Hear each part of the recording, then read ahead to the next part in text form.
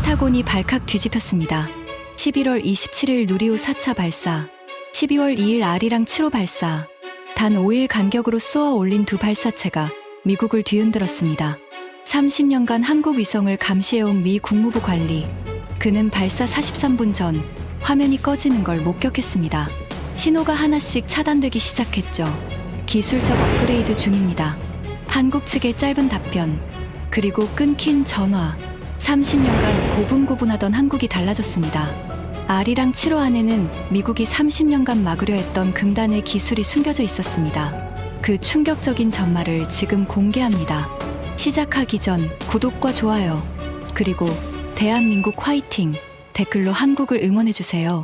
콜로라도 스프링스 미 우주군 본부. 지난 11월 27일 오전 6시 저는 사무실에서 커피를 마시고 있었습니다. 창밖으로 로키 산맥에 눈 덮인 봉우리가 보였어요. 평화로운 아침이었죠. 저는 마이클 헌터, 미 국무부 우주정책 담당 부차관보입니다. 30년간 이 자리를 지켜왔어요. 동맹국들의 우주 프로그램을 관리하는 게 제 일이죠. 솔직히 말하면 통제입니다. 하지만 공식 문서에는 협력이라고 적혀 있어요. 부차관보님, 오늘 한국 발사 일정 알고 계시죠? 부관 제임스가 태블릿을 들고 들어왔습니다. 젊고 유능한 친구예요. MIT 출신의 공군대위 출신이죠. 누리호 4차 발사, 알고 있어. 저는 고개도 들지 않았습니다. 커피잔에서 피어오르는 김을 바라보며 대답했어요. 특별히 신경 쓸 건 없어. 평소처럼 모니터링만 해. 알겠습니다. 제임스가 나가자 저는 창가로 걸어갔습니다. 로키 산맥 너머로 해가 떠오르고 있었어요. 붉은 빛이 하늘을 물들였죠. 한국의 우주 프로그램이요? 30년간 지켜본 입장에서 말하자면 그건 우리 손바닥 아니었습니다. 모든 발사 데이터가 실시간으로 이 사무실에 들어왔어요. 위성 궤도 정보, 로켓 텔레메트리, 심지어 연구원들의 출장 기록까지. 동맹이니까요. 한국 측 관계자들은 늘 그렇게 말했습니다. 우리가 요청하면 뭐든 제공했어요. 아니, 요청하기도 전에 알아서 보내왔죠. 저는 그게 당연하다고 생각했습니다. 오전 9시, 회의실로 향했습니다. 우주군 본부 지하 3층에 있는 특수 상황실이에요. 벽면 전체가 대형 스크린으로 덮여 있고 20명의 분석관이 24시간 교대로 근무하는 곳이죠. 한국 발사 현황 띄워봐. 제가 말하자 정면 스크린에 한반도 지도가 나타났습니다. 전남 고흥 나로우주센터가 붉은 점으로 표시됐어요. 현지 시간 오전 11시 30분 발사 예정입니다. 기상 조건 양호, 발사 확률 95%. 분석관 사라가 보고했습니다. 금발의 날카로운 눈매를 가진 여성이에요. 나사에서 10년 근무한 베테랑이죠. 텔레메트리 수신 상태는 정상입니다. 모든 채널 실시간 연결 중이에요. 저는 고개를 끄덕였습니다.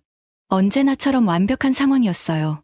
대형 스크린에 누리호의 3D 모델이 떠올랐습니다. 47m 높이의 3단 로켓. 한국이 독자 개발했다고 자랑하는 발사체죠. 독자 개발이라. 저는 속으로 웃었습니다. 1단 엔진 연소 시험 데이터, 2단 분리 메커니즘 설계도, 페어링 전개 시뮬레이션 결과, 전부 우리 서버에 있었거든요. 독자 개발. 우리 눈앞에서 한 개발이죠. 부차관보님, 커피 리필하시겠습니까? 제임스가 물었습니다. 아메리카노. 진하게. 저는 의자에 깊숙이 앉았습니다. 오늘도 별일 없이 끝날 거라고 생각했어요. 그때까지는요. 오전 10시 47분. 부차관보님. 사라의 목소리가 갑자기 높아졌습니다. 평소 그녀답지 않은 날카로운 톤이었어요. 왜 그래? 텔레메트리 신호가 이상합니다. 저는 자리에서 벌떡 일어났습니다. 스크린을 봤어요. 신호 강도를 나타내는 그래프가 흔들리고 있었습니다. 파란색 선이 위아래로 출렁였어요. 무슨 뜻이야? 구체적으로 말해봐. 신호가 약해지고 있어요. 아니, 정확히 말하면 사라가 키보드를 두드렸습니다. 그녀의 손가락이 떨리고 있었어요. 차단당하고 있습니다. 뭐, 심장이 쿵 내려앉았습니다. 차단이라니, 그게 무슨 소리야? 한국 측에서 의도적으로 신호를 끊고 있어요. 우리 수신 주파수를 하나씩 막고 있습니다. 저는 믿을 수가 없었습니다. 30년이에요. 30년간 한 번도 이런 적이 없었어요. 확실해. 확실합니다. 봐주세요. 사라가 다른 스크린을 가리켰습니다. 주파수 대역별 수신 상태를 보여주는 화면이었어요. 빨간불이 하나씩 켜지고 있었습니다. 처음엔 3개, 5개, 10개. S밴드 차단됐습니다. X밴드도 끊겼어요. K밴드마저. 분석관들의 목소리가 상황실에 울려 퍼졌습니다. 공포에 질린 목소리들이었어요. 저는 그 자리에 얼어붙었습니다. 30년간 쌓아온 감시 체계가 눈앞에서 무너지고 있었어요. 마치 모래성이 파도에 쓸려가는 것처럼. 한국 측에 연락해. 제가 말했습니다. 목소리가 떨렸어요. 즉시 제임스가 전화기를 들었습니다. 10초, 20초, 30초. 연결됐습니다. 그가 전화기를 건넸어요. 저는 수화기를 귀에 댔습니다. 여기는 미 국무부 우주정책실입니다. 현재 텔레메트리 신호가 끊긴 상황인데 무슨 일인지 설명해 주시겠습니까? 목소리를 최대한 차분하게 유지했습니다. 하지만 손은 땀으로 젖어 있었어요. 전화기 너머로 잠시 침묵이 흘렀습니다. 그리고 한국어 억양이 섞인 영어가 들려왔어요. 기술적 업그레이드 중입니다. 그게 전부였어요. 업그레이드. 좀 더 구체적으로 설명해 주실 수 있습니까? 죄송합니다. 그 이상은 말씀드리기 어렵습니다. 뚜. 전화가 끊겼습니다. 저는 수화기를 내려놓았습니다. 손이 떨렸어요. 거짓말이야. 중얼거렸습니다. 아무도 듣지 못할 정도로 작은 목소리였어요. 기술적 업그레이드. 발사 43분 전에? 말도 안 되는 변명이었죠. 하지만 더 충격적인 건 따로 있었습니다. 그들이 거짓말을 하고 있다는 걸 저도 알았어요. 그리고 그들도 제가 한다는 걸 알았죠. 그런데도 신경 쓰지 않았습니다. 우리의 항해 따위는 신경 쓰지 않겠다는 뜻이었어요. 30년간 고분고분하던 한국이요. 등골이 서늘해졌습니다. 부차관보님, 발사 15분 전입니다. 사라의 목소리가 들렸습니다. 저는 스크린을 바라봤어요. 나로 우주센터의 실시간 영상이 떠 있었습니다. 발사대에 서 있는 누리호가 보였어요. 흰색 동체의 태극기가 선명했습니다. 47m 높이의 로켓이 푸른 하늘을 배경으로 우뚝 서 있었죠. 아름다웠어요. 인정하기 싫지만 발사 10분 전 카운트다운이 계속됐습니다. 저는 아무것도 할 수 없었어요. 30년간 모든 걸 통제해왔는데 지금은 그저 바라보는 수밖에. 발사 5분 전 상황실이 조용해졌습니다. 20명의 분석관 모두 숨을 죽이고 스크린을 바라봤어요. 발사 1분 전 심장이 미친 듯이 뛰었습니다. 1987654321점. 발사. 스크린 속 누리호가 불을 뿜었습니다. 오렌지색 화염이 발사대를 감쌌어요. 굉음은 들리지 않았지만 영상만으로도 그 위력이 느껴졌죠. 누리호가 천천히 떠올랐습니다. 처음엔 느리게, 그 다음엔 점점 빠르게. 일단 연소 정상. 고도 10km 통과. 한국 측 관제센터의 교신 내용이 스피커로 흘러나왔습니다. 우리는 그것마저 가로채 듣고 있었어요. 하지만 텔레메트리 데이터는 없었습니다. 로켓이 정확히 어떤 상태인지, 내부에서 무슨 일이 벌어지고 있는지 알 수 없었죠. 처음이었어요. 30년 만에 처음으로 2단 분리 성공, 페어링 전개 정상. 발사는 완벽하게 진행됐습니다. 15분 후 위성이 궤도에 안착했다는 한국 측 발표가 나왔어요. 성공이었습니다.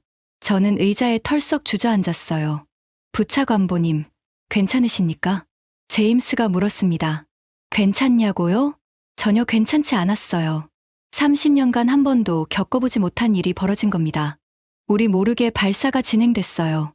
아니, 정확히 말하면 우리가 알면서도 막지 못한 거죠. 일단 상황 정리해. 겨우 그 말만 했습니다. 네. 그리고 부차관보님, 제임스가 머뭇거렸어요. 왜?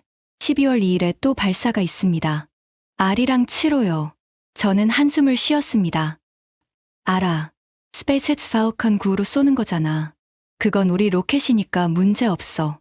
그렇긴 한데 제임스의 표정이 묘했어요. 뭔가 말하고 싶은 게 있는 것 같았죠. 뭐야? 할 말 있으면 해. R이랑 7호 스펙이 좀 이상합니다. 이상하다니? 해상도가 공개된 것보다 높을 수 있다는 첩보가 있어요. 저는 코웃음을 쳤습니다. 높아봤자 얼마나 높겠어. 0.5m 제한 조약 있잖아. 한국이 그걸 어길 리가 없어. 그렇겠죠. 제임스가 고개를 끄덕였습니다.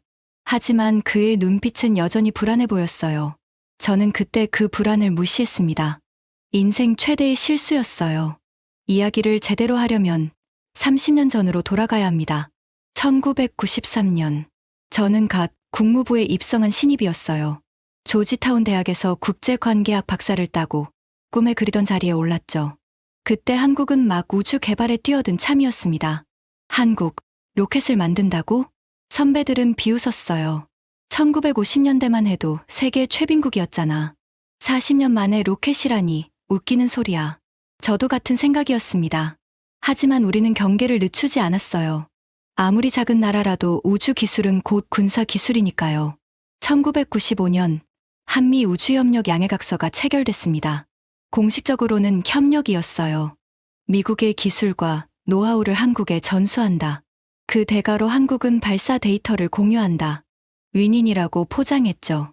하지만 실상은 달랐습니다. 우리는 한국의 모든 우주 활동을 감시할 수 있는 권한을 얻었어요. 로켓 설계도부터 위성 궤도 정보까지 한국이 뭘 하는지 전부 알 수 있었죠. 왜 이렇게까지 해야 합니까? 당시 한국 측 협상 대표가 물었어요. 젊은 외교관이었죠. 눈빛이 날카로웠던 기억이 나요. 동맹이니까요. 제 선배가 미소를 지으며 대답했습니다. 동맹국끼리 숨길 게 뭐가 있습니까? 한국 대표는 아무 말도 하지 않았어요. 입술을 꽉 깨물고 있었죠. 그 표정을 저는 아직도 기억합니다. 분노와 굴욕이 뒤섞인 얼굴이었어요. 하지만 한국에겐 선택지가 없었습니다. 우리 도움 없이는 로켓을 만들 수 없었거든요. 2000년 또 하나의 족쇄가 채워졌습니다. 한미 미사일 지침.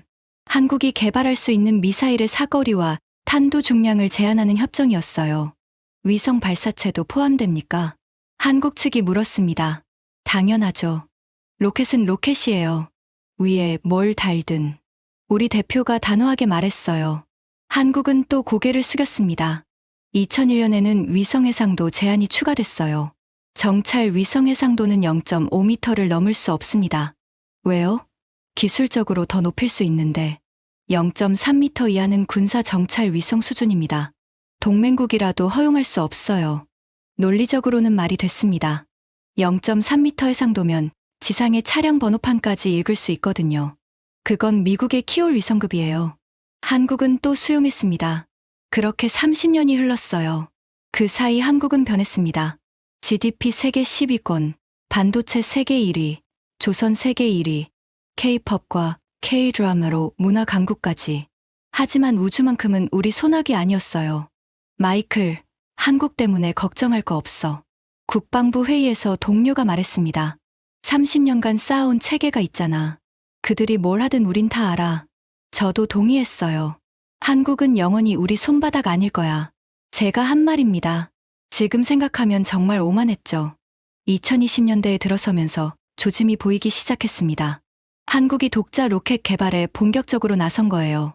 누리호 프로젝트였죠. 75톤급 액체 엔진을 자체 개발한다고? 첩보 보고서를 보고 저는 의아했습니다. 가능하겠어? 글쎄요. 기술적으로 엄청난 도전이에요. 분석관이 대답했어요. 지켜보죠. 어차피 실패할 거예요. 저는 그렇게 단정지었습니다. 2021년 10월 누리호 1차 발사. 결과는 부분 실패였어요. 위성 모사체를 궤도에 올리는데 실패했죠. 거봐, 내가 뭘 했어. 저는 동료들과 샴페인을 터뜨렸습니다. 한국이 아무리 날뛰어도 이 정도가 한계야. 2022년 6월 누리호 2차 발사. 성공이었어요. 뭐야, 운이 좋았나 보군. 저는 별로 신경 쓰지 않았습니다. 어차피 모든 데이터가 우리 손에 있었으니까요. 2023년 5월 누리호 3차 발사. 또 성공.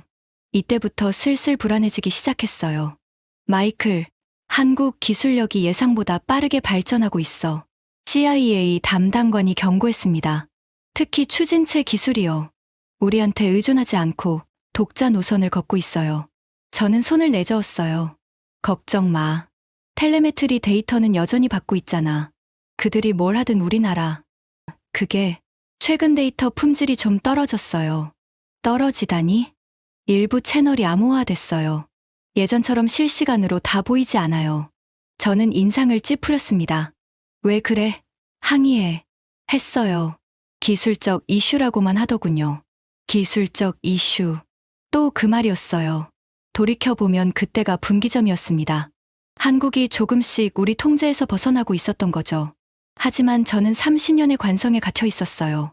한국은 영원히 우리 밑에 있을 거라는 착각 속에서요. 오만은 반드시 대가를 치릅니다. 저는 그걸 가장 처참한 방식으로 배우게 됐어요. 11월 초 이상한 보고서가 올라왔습니다. 부차관보님, 이거 보시겠습니까? 제임스가 서류 봉투를 내밀었어요. 붉은색 기밀 도장이 찍혀 있었죠. 뭔데? 한국광학기술동향 분석이요. CIA에서 보내왔어요. 저는 봉투를 열었습니다. 보고서 첫 페이지에 굵은 글씨로 적혀 있었어요. 주의 한국의 위성광학 기술이 예상외로 빠르게 발전 중. 예상외라니, 구체적으로 뭔데? 페이지를 넘겼습니다. 한국의 한 연구소가 초고 해상도 광학 렌즈 개발에 성공했다는 내용이었어요. 기존 기술의 한계를 뛰어넘는 수준이라고 적혀 있었죠. 0.3m 이하 해상도 달성 가능성 있음. 저는 코웃음을 쳤습니다. CIA가 너무 민감한 거 아냐? 0.3m가 그렇게 쉽게 되겠어? 글쎄요. 분석관들은 꽤 심각하게 보던데. 제임스, 내가 30년간 이 일을 해왔어. 한국의 광학기술 수준은 내가 더 잘 알아. 과대평가야. 저는 보고서를 책상 한쪽에 던져놨습니다. 제임스는 뭔가 더 말하려다 입을 다물었어요. 11월 중순, 또 다른 경고가 왔습니다. NSA에서 보낸 통신 감청 보고서였어요. 한국항공우주연구원 내부 통신에서 이상 징후 포착. 이상 징후? 특정 프로젝트 관련 통신이 갑자기 완전 암호화됐어요. 우리 장비로 해독이 안 됩니다. 저는 눈살을 찌푸렸습니다. 뭔데? 무슨 프로젝트? 코드명 청명이에요. 그게 뭔지는 파악이 안 됩니다. 청명. 맑고 밝다는 뜻의 한국어였어요. 알아봐. 예산 더 투입해서라도. 알겠습니다. 하지만 결과는 나오지 않았어요. 한국의 보안이 예전 같지 않았습니다. 11월 20일, 일본에서 이상한 소식이 들려왔습니다. 부차관보님, 일본 내각위성정보센터에서 연락이 왔어요. 제임스가 황급히 들어왔습니다. 일본, 뭐래? 한국이 차세대 위성에 자체 개발 광학 시스템을 탑재한다는 첩보를 입수했대요. 0.5m 제한을 위반할 가능성이 있다고. 저는 한숨을 쉬었습니다. 일본은 맨날 한국 때문에 호들갑이야. 경쟁국이니까 과장하는 거지. 그래도 확인해봐야 하지 않을까요? 확인은 해. 근데 너무 심각하게 받아들이지 마. 저는 그렇게 또 무시했어요. 11월 25일, 발사 이틀 전. 펜타곤에서 긴급 연락이 왔습니다. 마이클, 한국 누리호 4차 발사 관련해서 얘기 좀 하자. 전화기 너머 목소리는 국방부 부차관 내리였어요. 20년 지기 친구죠. 왜? 무슨 문제 있어? 문제까진 아닌데. 좀 이상한 게 있어. 뭔데? 한국이 이번 발사 전후로 통신 보안을 대폭 강화했어. 우리 정찰 위성으로 나로 우주센터를 찍었는데 특이한 게 보여. 특이한 거? 발사대 주변에 새로운 안테나 구조물이 설치됐어. 분석 결과 전자전 장비일 가능성이 높아. 전자전 장비. 심장이 약간 빨리 뛰었어요. 왜 그런 걸 설치했을까? 모르지. 근데 마이클, 이거 좀 신경 쓰이지 않아? 저는 잠시 생각했습니다. 30년간 한국을 봐왔어요. 그들은 늘 우리 요구에 순응했죠. 전자전 장비? 아마 자체 테스트용일 거예요. 우리한테 쓸 리가 없잖아요. 레리, 너무 예민한 거 아냐? 한국이 우리한테 대들 리가 없어. 그럴까? 30년이야. 30년간 한 번도 문제 일으킨 적 없어. 이번에도 별거 아닐 거야. 내 말이 맞길 바란다. 레리가 한숨을 쉬며 전화를 끊었어요. 11월 26일, 발사 하루 전. 마지막 경고가 왔습니다. 주한미국 대사관 무관부에서 보낸 긴급 전문이었어요. 한국과학기술정보통신부 고위 관계자 면담 결과 이번 발사는 한국 우주 역사의 새로운 장을 열 것이다. 미국도 놀랄 준비를 해야 한다. 위 발언의 의도 파악 필요. 추가 정보 수집 중. 미국도 놀랄 준비를 해야 한다. 저는 그 문장을 몇 번이고 읽었습니다. 무슨 뜻일까? 그냥 외교적 수사일까? 아니면 뭔가 숨기고 있는 걸까? 결국 저는 결론을 내렸어요. 허세야. 한국이 뭘 할 수 있겠어. 보고서를 파쇄기에 넣었습니다. 위잉. 종이가 잘게 찢어지는 소리가 났어요. 그게 제 30년 커리어가 무너지는 소리였다는 걸 저는 몰랐습니다. 11월 27일 새벽, 발사 6시간 전. 저는 사무실 소파에서 눈을 떴어요. 밤새 걱정이 돼서 집에 가지 못했거든요. 창밖을 봤습니다. 아직 어두웠어요. 로키 산맥 위로 별이 총총했죠. 괜한 걱정이야. 스스로에게 말했습니다. 30년간 문제 없었어. 오늘도 별일 없을 거야. 커피를 내렸어요. 진한 아메리카노. 쓴맛이 혀를 감쌌습니다. 그 쓴맛이 오늘 하루의 예고편이라는 걸 저는 아직 몰랐어요. 11월 27일 오전 10시 47분. 그 시각을 저는 평생 잊지 못할 겁니다. 부차관보님. 사라의 외침에 저는 커피잔을 떨어뜨릴 뻔했어요. 왜 그래? 텔레메트리가, 신호가, 그녀의 목소리가 떨렸습니다. 10년 경력의 나사 베테랑이 저렇게 당황하는 건 처음 봤어요. 저는 급히 메인 스크린을 봤습니다. 파란색 선이 춤을 추고 있었어요. 신호강도 그래프가 미친 듯이 출렁였죠. 무슨 상황인지 정확히 보고해. 최대한 침착하게 말했습니다. 하지만 손에 땀이 나기 시작했어요. 한국 측에서 의도적으로 텔레메트리 신호를 차단하고 있습니다. S밴드부터 시작해서 X밴드, K밴드까지 순차적으로 끊고 있어요. 심장이 쿵 내려앉았습니다. 어떻게 그게 가능하지? 30년간 한 번도. 저도 모르겠어요. 이건 처음입니다. 사라가 키보드를 두드렸어요. 화면에 주파수 대역별 상태가 표시됐습니다. 빨간불이 하나씩 켜지고 있었어요. 마치 도미노가 쓰러지듯이. S밴드 완전 차단됐습니다. 분석관 톰이 외쳤어요. X밴드도요. 또 다른 분석관 린다의 목소리. K밴드마저. 마지막으로 제임스. 상황실이 아수라장이 됐습니다. 20명의 분석관이 동시에 키보드를 두드리고 서로 소리치고 전화를 걸었어요. 저는 그 한가운데 서 있었습니다. 멍하게요. 30년이었어요. 30년간 단 한 번도 끊긴 적 없는 신호가 눈앞에서 사라지고 있었죠. 한국 측에 연락해. 지금 당장. 제가 소리쳤습니다. 이미 시도 중입니다. 제임스가 전화기를 들고 있었어요. 얼굴이 창백했죠. 연결됐습니다. 그가 전화기를 건넸어요. 저는 덥석 받았습니다. 여기는 미 국무부 우주정책실입니다. 지금 텔레메트리 신호가 끊긴 상황입니다. 설명해 주시겠습니까? 목소리가 떨리지 않게 최대한 노력했어요. 전화기 너머로 잠시 침묵이 흘렀습니다. 그리고 담담한 목소리가 들려왔어요. 기술적 업그레이드 중입니다. 업그레이드. 발사 43분 전에? 예, 그렇습니다. 좀 더 구체적으로 설명해 주실 수 있습니까? 죄송합니다. 그 이상은 말씀드리기 어렵습니다. 뚜. 전화가 끊겼습니다. 저는 수화기를 내려다봤어요. 손이 떨리고 있었죠. 기술적 업그레이드. 그 말이 머릿속에서 맴돌았어요. 거짓말이라는 건 뻔했습니다. 발사 직전에 무슨 업그레이드예요? 말도 안 되는 변명이었죠. 하지만 더 충격적인 건 그들의 태도였어요. 30년간 한국은 우리 요구에 항상 응했습니다. 설명해달라면 설명했고, 데이터를 달라면 줬어요. 우리 눈치를 봤죠. 그런데 지금은요? 전화를 끊어버렸어요. 우리 항해 따위는 신경 쓰지 않겠다는 듯이 등골이 서늘해졌습니다. 부차관보님, 어떻게 할까요? 사라가 물었습니다. 어떻게 하긴요. 당장은 할 수 있는 게 없었어요. 일단 다른 채널로 모니터링해봐. 위성 영상이라도. 알겠습니다. 사라가 고개를 끄덕이고 키보드를 두드렸어요. 에나로 정찰위성 영상이 화면에 떴습니다. 나로 우주센터의 실시간 영상이었죠. 누리호가 보였어요. 발사대에 우뚝 서 있는 47m짜리 로켓. 적어도 영상은 볼 수 있었습니다. 하지만 로켓 내부에서 무슨 일이 벌어지는지는 알 수 없었어요. 장님이 된 기분이었죠. 발사 30분 전입니다. 카운트다운이 계속됐어요. 저는 의자에 털썩 앉았습니다. 다리에 힘이 없었어요. 부차관보님, 괜찮으세요? 제임스가 걱정스러운 눈으로 물었습니다. 응, 괜찮아. 괜찮지 않았어요. 전혀요. 발사 15분 전. 시간이 흘렀습니다. 저는 화면을 뚫어지게 쳐다봤어요. 누리호의 흰색 동체, 그 위에 선명한 태극기. 저 로켓 안에 뭐가 들었을까? 아리랑 7호 전에 뭔가 다른 게 있는 건 아닐까? 온갖 상상이 머리를 스쳤어요.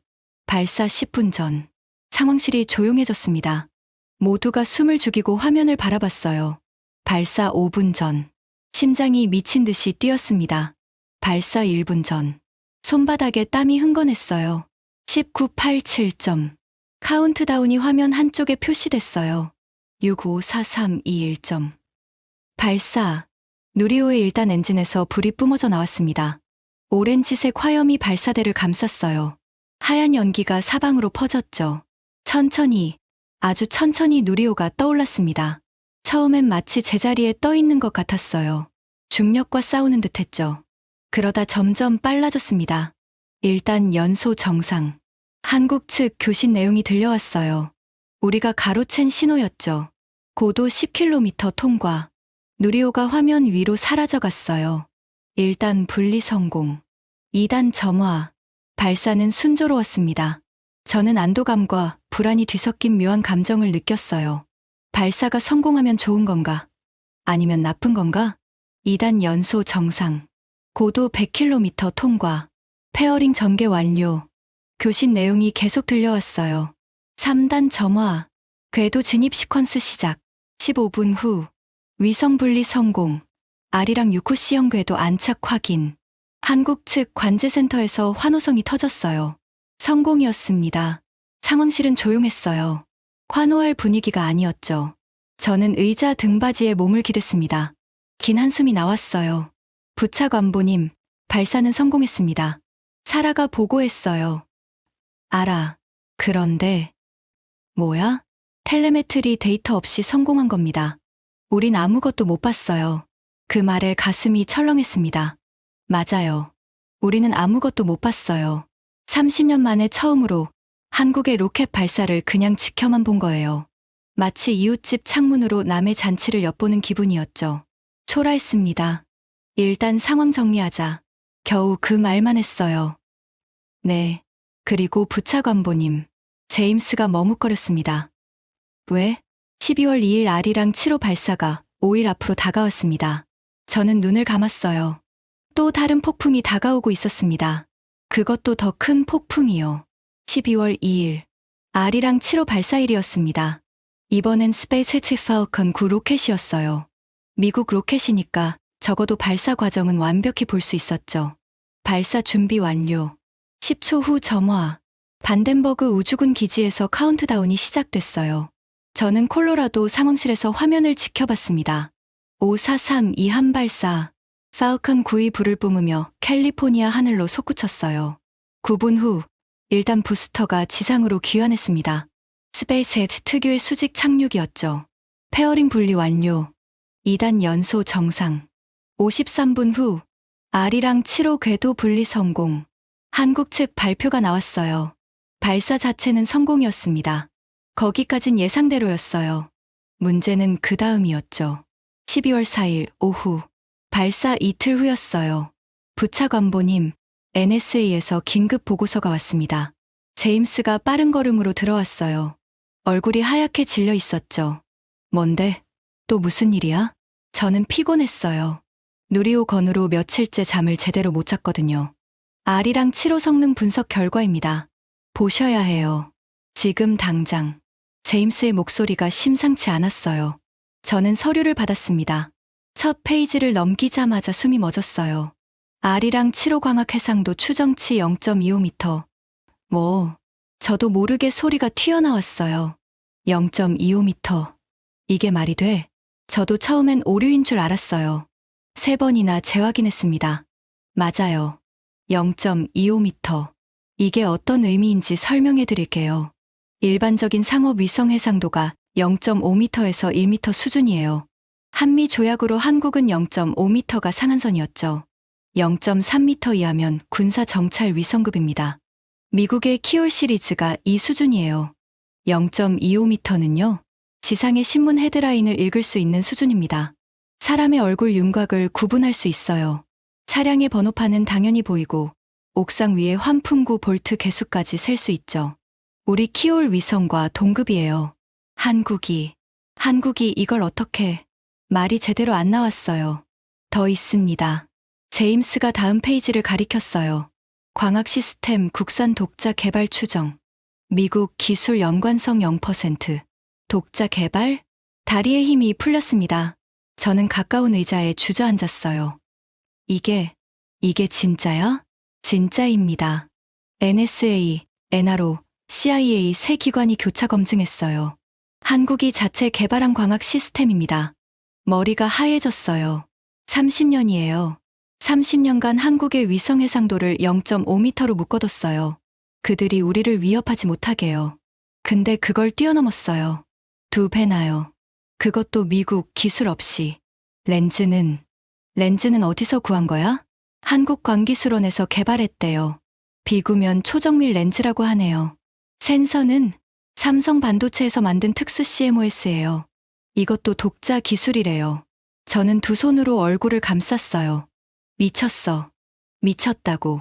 30년간 쌓아온 체계가 무너지는 소리가 들렸습니다. 아니, 이미 무너졌어요. 저만 모르고 있었던 거죠. 부차관보님, 보여드릴 게 있어요.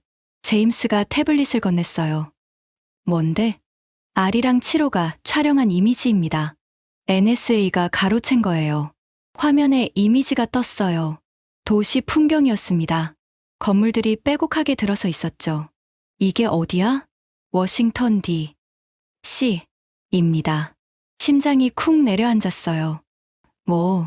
확대해 볼게요. 제임스가 화면을 터치했어요.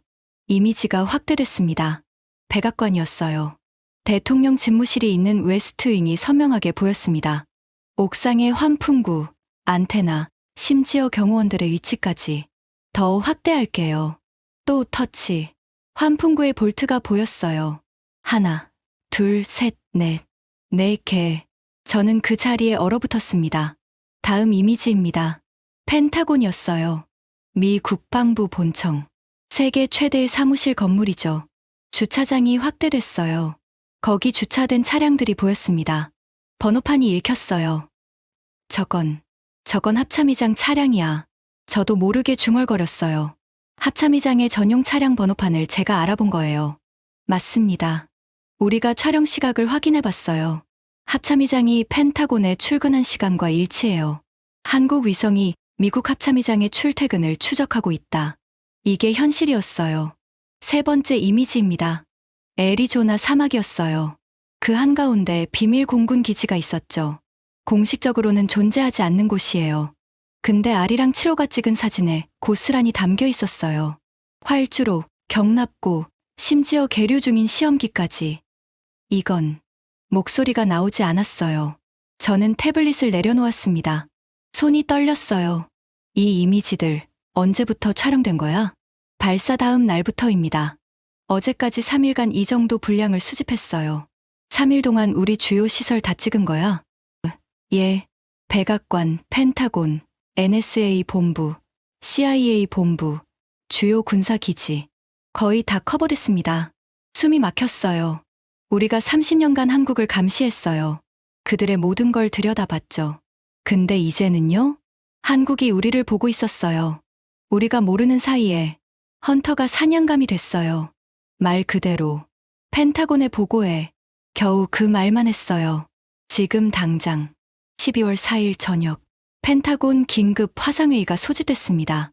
참석자는 국방부 부차관 내리, NSA 국장 대리, CIA 우주 담당관, 그리고 저였어요. 화면 속 얼굴들이 하나같이 굳어 있었어요. 마이클, 상황 브리핑해줘. 레리가 말했습니다. 저는 준비한 슬라이드를 띄웠어요. 아리랑 7호가 0.25m 해상도를 달성했습니다. 우리 키올 시리즈와 동급입니다. 어떻게 그게 가능하지? 0.5m 제한 조약은? CIA 담당관이 물었어요. 한국이 일방적으로 무시한 겁니다. 그리고 더 충격적인 건 다음 슬라이드. 광학 시스템 전체가 독자 개발입니다. 미국 기술이 전혀 안 들어갔어요. 회의실이 조용해졌어요. 30년간 기술 이전을 통제해왔는데 그게 무슨 의미가 있었던 거야? 레리가 한숨을 쉬며 말했어요. 저는 대답하지 못했습니다. 딱히 할 말이 없었거든요. 대책이 필요해. 당장. NSA 국장 대리가 말했어요. 재밍은 어때? 위성 통신을 교란하는 거야. 저는 고개를 끄덕였어요. 이미 검토 중입니다. 군사위성 사기를 동원해서 아리랑 7호에 재밍 신호를 쏘는 방안이요. 바로 실행해. 레리가 승인했어요. 언제부터 가능하지? 내일 오전부터요. 좋아. 해. 회의가 끝났어요. 저는 사무실로 돌아왔습니다. 긴 밤이 될 것 같았어요. 12월 5일 오전 9시. 재밍 작전이 시작됐습니다. 콜로라도 우주군 기지에서 사기의 군사위성에 명령을 내렸어요. 아리랑 7호의 통신 주파수를 향해 강력한 교란 신호를 쏘는 작전이었죠. 신호 발사 시작. 상황실 스크린에 위성들의 위치가 표시됐어요. 빨간 점 4개가 아리랑 7호를 에워싸고 있었죠. 교란 신호 출력 정상. 타겟 주파수 라곤. 분석관들의 보고가 이어졌어요. 저는 긴장된 얼굴로 화면을 지켜봤습니다. 10분이 지났어요. 효과 확인 중. 사라가 키보드를 두드렸어요. 그리고 이상한 표정을 지었죠. 부차관보님, 이상해요. 뭐가? 아리랑 7호 신호가 안 잡혀요. 뭐? 재밍이 통하고 있다는 거야? 아니요. 그게 아니라 사라가 화면을 가리켰어요. 신호 자체가 없어요. 아예 안 보여요. 저는 눈을 크게 떴어요. 그게 무슨 소리야? 아리랑 7호가 통신을 하고 있는 건 분명해요. 지상국과 데이터를 주고받고 있거든요. 근데 우리 장비로는 그 신호가 안 잡혀요. 어떻게 그게 가능하지? 모르겠어요. 이런 건 처음이에요. 저는 화면을 뚫어지게 쳐다봤어요. 분명히 아리랑 7호는 작동 중이었어요. 지상국과 통신하며 이미지를 전송하고 있었죠. 근데 우리는 그 신호를 볼 수 없었어요. 마치 투명 망토를 쓴 것처럼. 재밍 출력 올려. 제가 명령했어요. 최대 출력입니다. 그래도 올려. 할 수 있는 데까지. 알겠습니다. 출력이 올라갔어요. 우리 군사위성 사기가 전력을 쏟아부었죠. 30분이 지났어요. 효과 없습니다. 사라가 고개를 저었어요. 아리랑 7호 통신 정상 유지 중이에요. 우리 재밍이 전혀 안 통해요. 저는 믿을 수가 없었어요. 미국의 최신 전자전 장비로 안 된다고? 도대체 무슨 기술을 쓰고 있는 거야? 제가 중얼거렸어요. 그때 제임스가 뛰어왔어요. 부차관보님, 분석 결과 나왔습니다. 뭔데? 아리랑 7호가 양자암호 통신을 쓰고 있대요. 뭐, 심장이 멈추는 것 같았어요. 양자암호? 한국이? 네, 양자키 분배 기반 통신 시스템이에요. 이론적으로 해킹이나 재밍이 불가능해요. 저는 의자에 털썩 주저앉았어요. 양자암호 통신. 양자역학 원리를 이용한 통신 방식이에요. 누군가 신호를 가로채거나 교란하려고 하면 양자 상태가 붕괴해서 바로 들킵니다. 그래서 이론적으로 완벽한 보안이 가능하죠.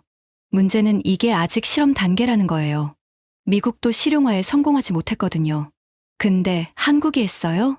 언제부터 개발한 거야? 모르겠어요. 우리 첩보망에 전혀 안 걸렸어요. 또 실패였어요. 우리 정보력으로 파악도 못한 기술을 한국이 실전에 배치한 거예요. 그리고 이것도 보세요. 제임스가 다른 서류를 내밀었어요. 아리랑 7호 통신 시스템에 대한 추가 분석이에요. 저는 서류를 받았어요. 주파수 도약 방식 0.3초 단위 자동 전환. 이게 뭐야? 아리랑 7호가 0.3초마다 통신 주파수를 바꾸고 있어요. 우리가 하나 잡으면 이미 다른 주파수로 이동한 뒤에요. 미친 짓이었어요. 양자암호의 주파수 도약까지. 이건 완벽한 방어막이었죠. 이 시스템 개발하는데 얼마나 걸려? 제가 물었어요. 정상적으로요? 최소 3년이요.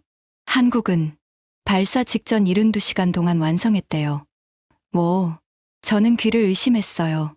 72시간, 3일 만에? 네. 한국항공우주연구원 연구원 300명이 밤새 작업했대요. 발사 직전에 시스템을 탑재했고요. 72시간. 우리가 3년 걸린다고 한 기술을 72시간 만에 완성했어요. 저는 더 이상 말이 나오지 않았어요. 등골이 서늘해졌습니다. 온몸에 소름이 돋았어요. 30년간 한국을 얕봤어요. 작은 나라, 기술 후진국, 우리 없으면 아무것도 못하는 나라. 근데 그건 제 착각이었어요. 한국은 준비하고 있었습니다. 조용히, 꾸준히. 그리고 때가 되자 한 방에 터뜨린 거예요. 저는 창밖을 바라봤어요. 로키 산맥 위로 해가 지고 있었습니다. 붉은 노을이 하늘을 물들였죠. 아름다웠어요. 하지만 저한테는 핏빛으로 보였습니다. 내 커리어가 저무는 색깔이었어요. 12월 6일, 펜타곤에서 다시 긴급 회의가 열렸습니다. 이번엔 참석자가 더 많았어요. 합참의장, 국방장관 대리, 국가안보보좌관까지. 별들이 총출동한 거죠. 상황 브리핑. 합참의장이 짧게 말했어요. 70대의 백발 노장이었죠. 저는 자리에서 일어났습니다. 아리랑 7호에 대한 재밍 작전이 실패했습니다. 한국이 양자암호 통신과 초고속 주파수 도약 시스템을 사용하고 있어요. 우리 기술로는 뚫을 수 없습니다. 회의실이 술렁였어요. 양자암호. 그거 우리도 아직 못한 거 아니야? 국방장관 대리가 물었어요. 예, 그렇습니다. 한국이 먼저 실용화에 성공했어요. 어떻게 그게 가능하지? 합참의장이 날카롭게 물었어요. 저는 솔직하게 대답했습니다. 모릅니다. 우리 정보망에 전혀 포착되지 않았어요. 무거운 침묵이 흘렀어요. 그래서 대책은? 국가안보보좌관이 물었어요. 저는 고개를 숙였습니다. 현재로서는 없습니다. 그 순간 회의실 분위기가 얼어붙었어요. 없다고? 합참의장의 목소리가 날카로워졌어요. 30년간 한국을 관리해온 부서에서 대책이 없다. 저는 대답하지 못했어요. 할 말이 없었거든요. 사실이었으니까요. 회의가 끝난 후 레리가 저를 불렀어요. 마이클, 잠깐 얘기하자. 우리는 복도로 나왔습니다. 솔직히 말해. 어떻게 된 거야? 레리의 눈빛이 진지했어요. 저는 한숨을 쉬었습니다. 내가 오만했어. 30년간 한국을 너무 쉽게 봤어. 경고 신호가 있었는데 다 무시했지. 그래서 지금 어떻게 할 거야? 모르겠어. 진짜 모르겠어. 레리가 어깨를 두드렸어요. 일단 한국 반응부터 보자. 그리고 국제사회 동향도. 그 말에 저는 고개를 끄덕였어요. 사무실로 돌아와 뉴스를 확인했습니다. 전 세계가 아리랑 7호에 대해 떠들고 있었어요. BBC, 한국, 초고해상도 위성으로 우주 강국 반열에, CNN, 아리랑 7호, 미국 정찰위성과 동급 성능, 르몽드 동아시아 우주 경쟁, 한국이 새 판도 열어. 하지만 가장 충격적인 반응은 일본에서 나왔어요. 부차관보님, 이거 보세요. 제임스가 태블릿을 내밀었어요. 일본 니케이 신문 기사였습니다. JAXA 관계자, 한국 위성 기술 인정. 우리도 10년 시도했지만 실패. 저는 기사를 읽었어요. 일본 우주항공연구개발기구 JAXA의 한 관계자가 인터뷰에서 말했대요. 0.25m 해상도 위성을 독자 개발한 건 대단한 성과입니다. 솔직히 우리도 10년간 시도했지만 못한 겁니다. 한국이 72시간 만에 양자암호 시스템까지 탑재했다는 건 인정할 수밖에 없어요. 일본이 한국을 인정했어요. 평소 서로 경쟁하고 견제하던 나라가요. 저는 그 기사를 몇 번이고 다시 읽었어요. 경쟁국도 인정하는 기술력. 이건 진짜였습니다. 다음으로 유럽 반응이 눈에 들어왔어요. 유럽 우주국 ESA에서 공식 성명을 냈더군요. 한국의 아리랑 7호 발사 성공을 축하한다. 0.25m급 광학 해상도 달성은 세계적인 기술 수준이다. 우리는 새로운 우주 강국의 탄생을 목격하고 있다. 새로운 우주 강국. ESA가 그렇게 표현했어요. 중국 반응도 주목할 만했어요. 중국 관영 황구 15가 논평을 실었습니다. 한국의 위성 기술 발전은 주목할 만하다. 그러나 중국의 기술력도 만만치 않다. 동아시아 우주 경쟁이 더욱 치열해질 것으로 보인다. 중국답게 경쟁심을 드러냈죠. 하지만 행간을 읽으면 인정하는 거예요. 한국이 진짜 대단하다고. 그리고 제가 가장 두려워하던 소식이 왔어요. 부차관보님, 한국 국방부에서 공식 발표가 나왔습니다. 제임스가 화면을 띄웠어요. 한국 국방부 대변인의 브리핑 영상이었습니다. 아리랑 7호는 대한민국의 독자 기술로 개발된 초고해상도 정찰위성입니다. 우리는 이로써 독자적인 우주 감시 능력을 확보했습니다. 그리고 이어진 말이 저를 얼어붙게 만들었어요. 아리랑 7호는 한반도 주변국뿐 아니라 전 세계 주요 지역을 감시할 수 있습니다. 우리의 국가 안보와 독립을 위해 필요한 능력입니다. 전 세계 주요 지역. 그 말은 미국도 포함된다는 뜻이었어요. 저는 화면을 끄지 못하고 멍하니 서 있었습니다. 30년간 우리가 한국을 감시했어요. 이제 한국도 우리를 볼 수 있게 됐어요. 게임이 바뀐 거예요. 아니, 게임이 끝난 건지도 모르겠어요. 적어도 우리가 알던 게임은요. 12월 7일 아침. 저는 사무실에서 밤을 새웠어요. 창밖으로 해가 떠오르고 있었습니다. 로키 산맥 너머로 붉은 빛이 번졌죠. 어제의 노을과 비슷했어요. 하지만 오늘은 좀 달라 보였습니다.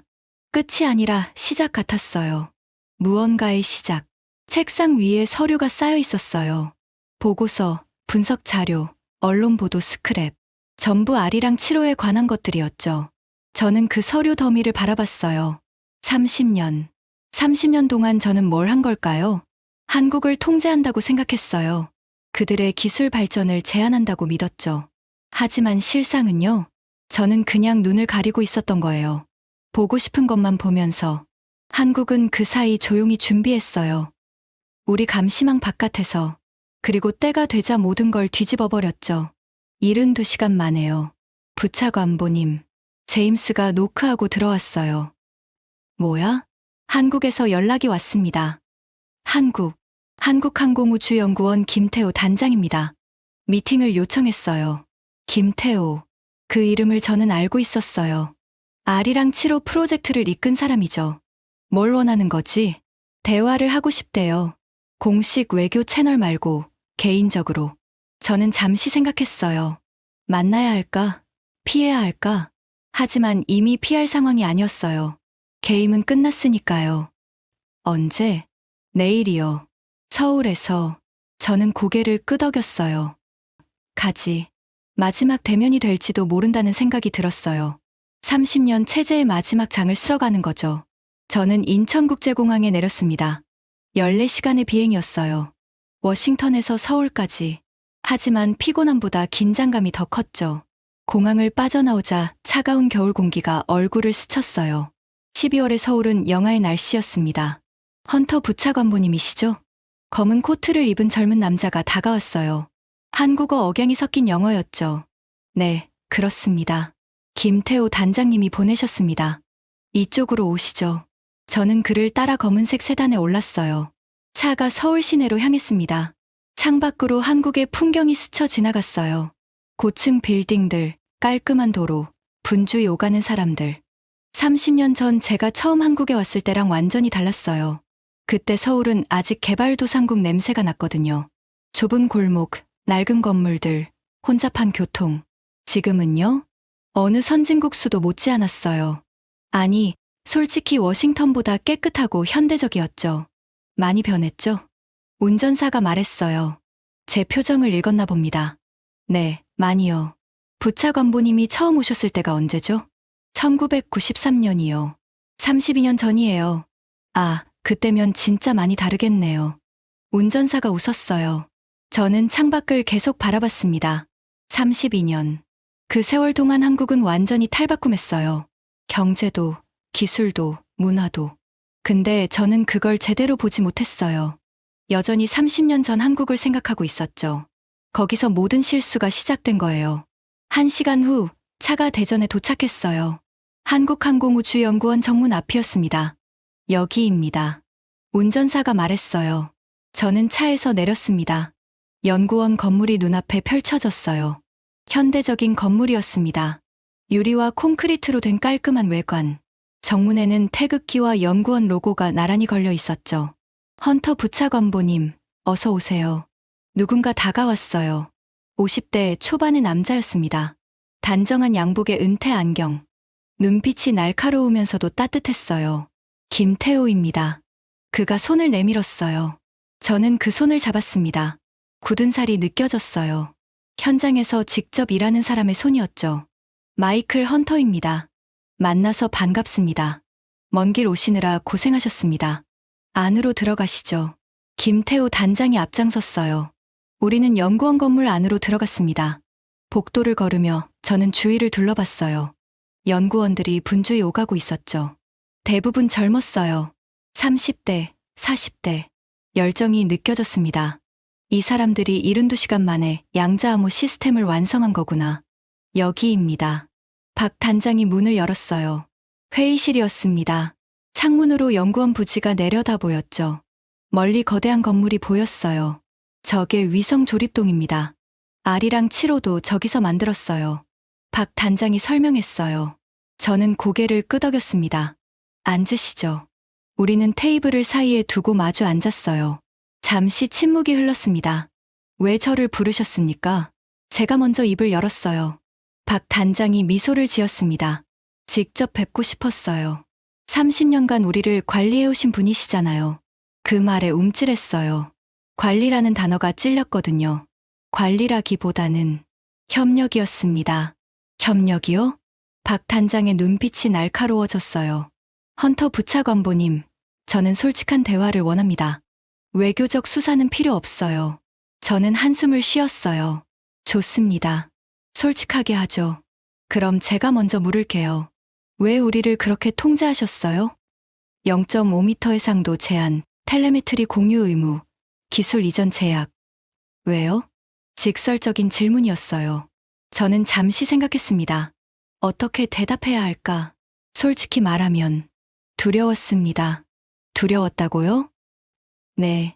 한국이 성장하는 게 두려웠어요. 동맹이지만 너무 강해지면 통제할 수 없으니까요. 박 단장이 고개를 끄덕였어요. 정직하시네요. 이제 와서 숨길 것도 없잖아요. 어차피 다 드러났으니까. 저는 자조적으로 웃었어요. 근데 박 단장, 저도 물어보고 싶은 게 있어요. 뭔데요? 왜 이렇게까지 한 겁니까?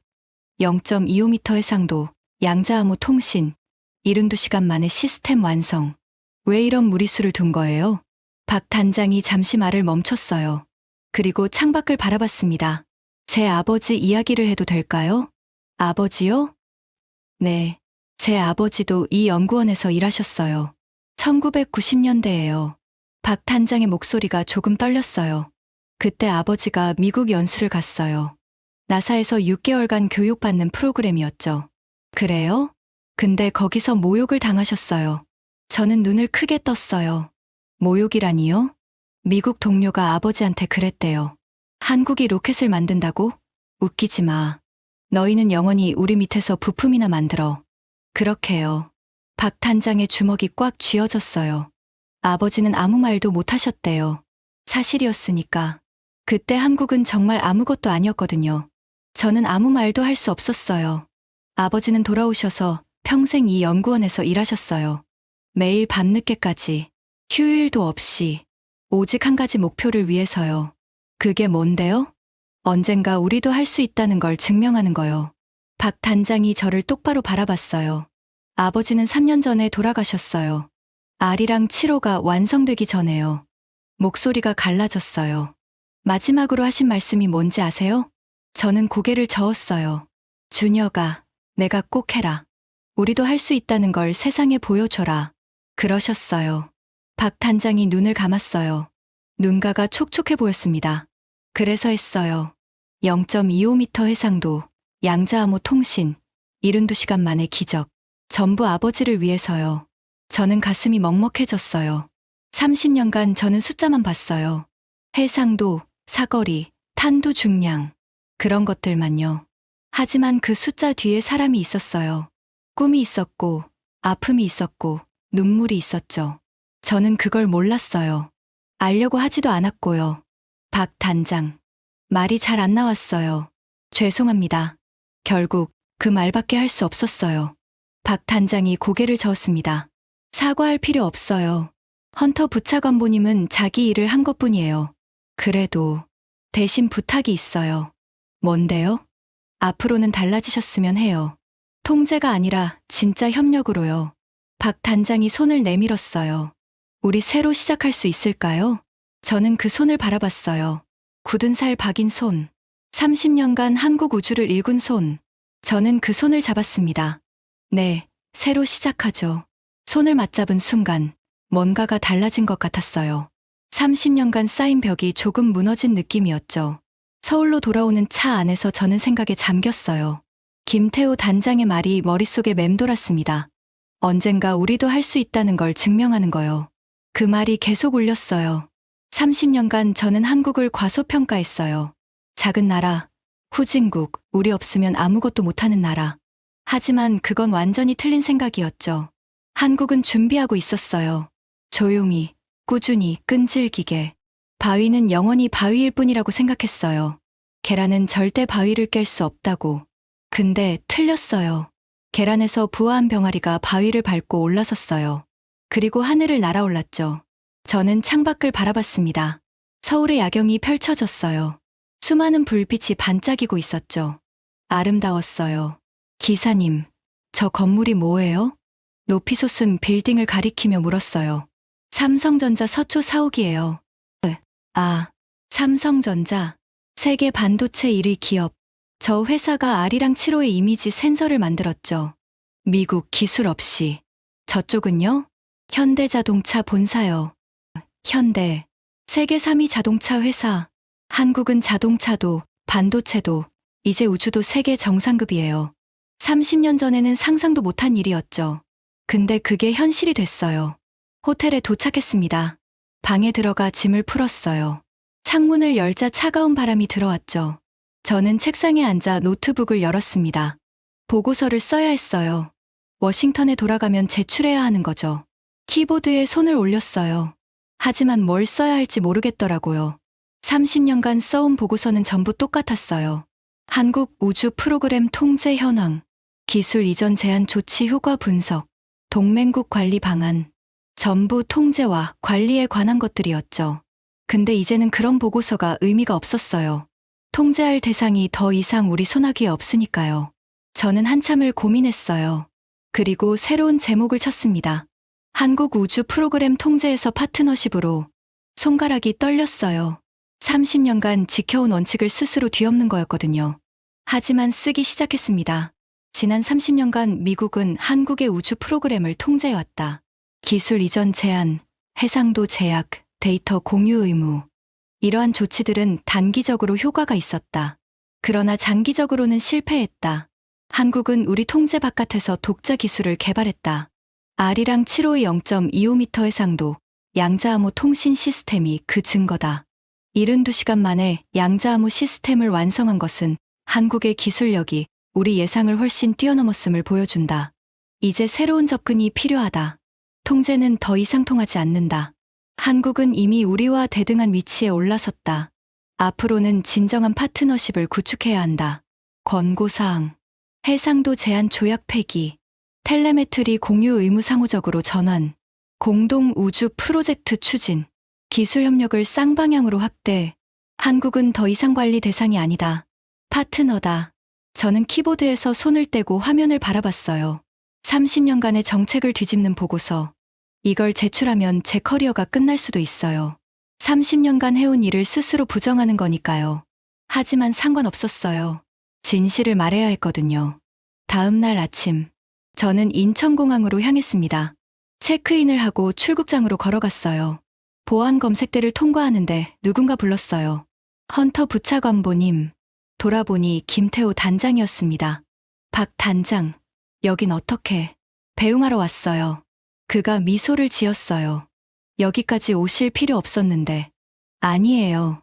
꼭 드리고 싶은 게 있어서요. 박 단장이 작은 상자를 내밀었어요. 이게 뭐예요? 열어보세요. 상자를 열었습니다. 작은 금속 조각이 들어 있었어요.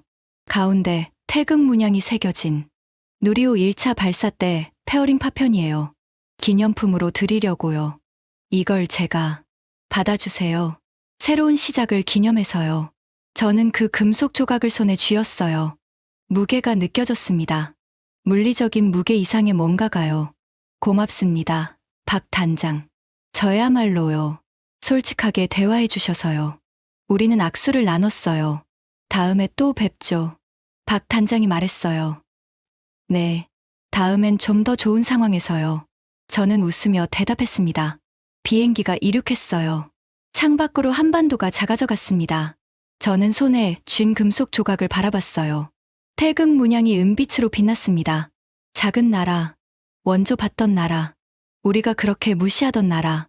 그 나라가 30년을 준비해서 72시간 만에 모든 걸 뒤집었어요. 저는 창밖을 바라봤습니다. 구름 위로 태양이 빛나고 있었어요. 새로운 시대가 시작되고 있었습니다. 통제의 시대는 끝났어요. 이제는 협력의 시대, 파트너십의 시대. 저도, 미국도 그 변화에 적응해야 했어요. 박 단장. 저는 중얼거렸어요. 당신들이 이겼습니다. 인정하기 싫었어요. 30년간의 자존심이 무너지는 것 같았거든요. 하지만 사실이었어요. 한국이 이겼어요. 그리고 저는 그걸 세상에 알릴 거예요. 보고서를 통해서, 제 목소리로. 워싱턴에 도착하면 회의가 잡혀 있었어요. 합참의장, 국방장관, 국가안보보좌관. 별들 앞에서 발표해야 했죠. 두렵지 않았어요. 진실을 말하는 건 두려운 게 아니니까요. 비행기가 태평양 위를 날았습니다. 14시간의 긴 비행. 하지만 저한테는 새로운 여정의 시작이었어요. 30년간의 통제가 끝나고 진정한 협력이 시작되는, 창밖으로 해가 떠오르고 있었습니다. 새로운 날이 밝아오고 있었어요. 한국에게도, 미국에게도, 그리고 저에게도. 워싱턴 DC, 국무부 본청. 저는 사무실에서 뉴스를 보고 있었어요. 한미 우주협력 양해각서 개정안이 오늘 공식 서명됐습니다. 새 양해각서에는 해상도 제한 폐기, 쌍방향 데이터 공유, 공동우주 프로젝트 추진 등이 포함됐습니다. 뉴스 앵커의 목소리가 사무실에 울렸어요. 저는 미소를 지었습니다. 제 보고서가 반영된 거예요. 물론 쉽지 않았어요. 반대하는 사람이 많았거든요. 30년간의 정책을 왜 바꾸냐고. 하지만 저는 끝까지 밀어붙였어요. 진실을 말했고, 증거를 제시했고, 설득했어요. 결국 이겼습니다. 부차관보님, 전화요. 제임스가 말했어요. 누구? 김태호 단장이요. 저는 수화기를 들었어요. 박 단장, 뉴스 봤어요? 봤죠. 축하드려요. 전화기 너머로 그의 웃음소리가 들렸어요. 축하는 제가 해야죠. 한국이 이긴 거잖아요. 아니에요. 우리 둘 다 이긴 거예요. 박 단장의 말에 저는 고개를 끄덕였어요. 맞아요. 둘 다 이긴 거예요. 통제가 아닌 협력을 선택함으로써. 다음 달에 서울에서 회의 있죠? 제가 물었어요. 네. 한미 공동달 탐사 프로젝트 논의요. 기대되네요. 저도요. 그때 뵙죠. 전화를 끊고 저는 창밖을 바라봤어요. 워싱턴의 하늘이 맑았습니다. 책상 위에 누리호 페어링 파편이 놓여 있었어요. 박 단장이 준 그 선물. 저는 그걸 집어들었습니다. 태극 문양이 빛났어요. 30년 전, 저는 한국을 통제할 수 있다고 믿었어요. 지금은 알아요. 그건 불가능한 일이었다는 걸. 사람은 통제할 수 없어요. 국가도 마찬가지죠. 할 수 있는 건 존중하고, 협력하고, 함께 가는 것 뿐이에요. 저는 그걸 72시간 만에 배웠어요. 한국 덕분에 금속 조각을 내려놓았습니다. 새로운 일이 기다리고 있었어요. 새로운 시대의 새로운 일. 저는 자리에서 일어났습니다. 밖으로 나가야 했어요. 새로운 역사를 쓸어요. 함께. 지금까지 미국 국무부 관리가 72시간 동안 경험한 충격적인 이야기였습니다.